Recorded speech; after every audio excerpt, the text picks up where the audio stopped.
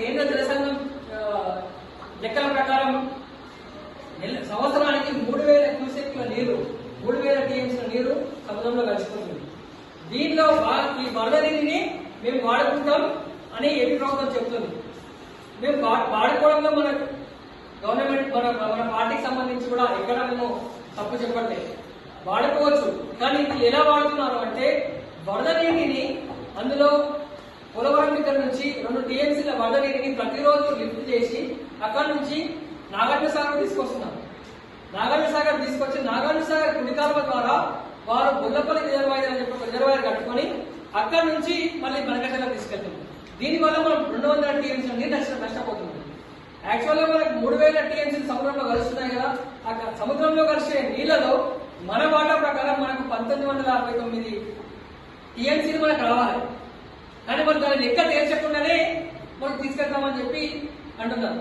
ఈ రోజు ఎన్డీఏ ప్రభుత్వం సెంటర్ లో ఉంది, మీకు తెలుసు. ఎన్డీఏ బీజేపీ ప్రభుత్వం సెంటర్ లో ఉంది.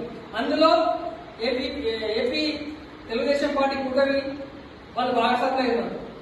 సో వాళ్ళు పక్క జరిగితే ప్రభుత్వం కూలిపోతుంది అన్న ఉద్దేశంతో వీళ్ళు ఎలా చెప్తే, చంద్రబాబు నాయుడు గారు ఎలా చెప్తే అక్కడ బీజేపీ ప్రభుత్వం అలా ఆడుతుంది. కాబట్టి వాళ్ళు మేము పర్మిషన్ ఇస్తామని చెప్పి అంటున్నారు.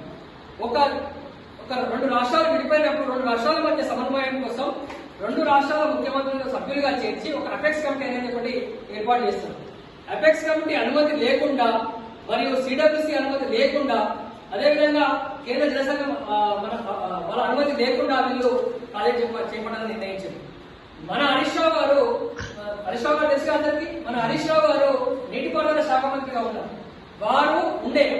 వారు ప్రెస్ మీట్ పెట్టి బనకచెర్ల విషయంలో ఇలా తప్పు జరుగుతుంది, మనకి ఇన్ని టీఎంసీల నీళ్లు కావాలి, మనకి ఇంత కావాలని అని చెప్పిన తర్వాత అప్పుడు రేవంత్ రెడ్డి గారు ప్రెస్ మీట్ పెడతారు. రేవంత్ రెడ్డి గారు ఎలా మాట్లాడతారు అంటే ఏదో ఇట్లా మనం కాలేజీలో కూర్చొని 10 పనులు 5 పనులు తీసుకో అన్నట్టు ఆయన మాకు 1000 గోదావరి మీద 500 కృష్ణ మీద 1000 నాకు ఇష్టం ఏమని వేసుకోండి, నువ్వు చేసుకుని ఇక్కడ ఏమని జాగ్రత్త ఎవరి సొత్తు ఇది? తెలంగాణ వాడ ప్రకారం మన సొత్తు ఇది.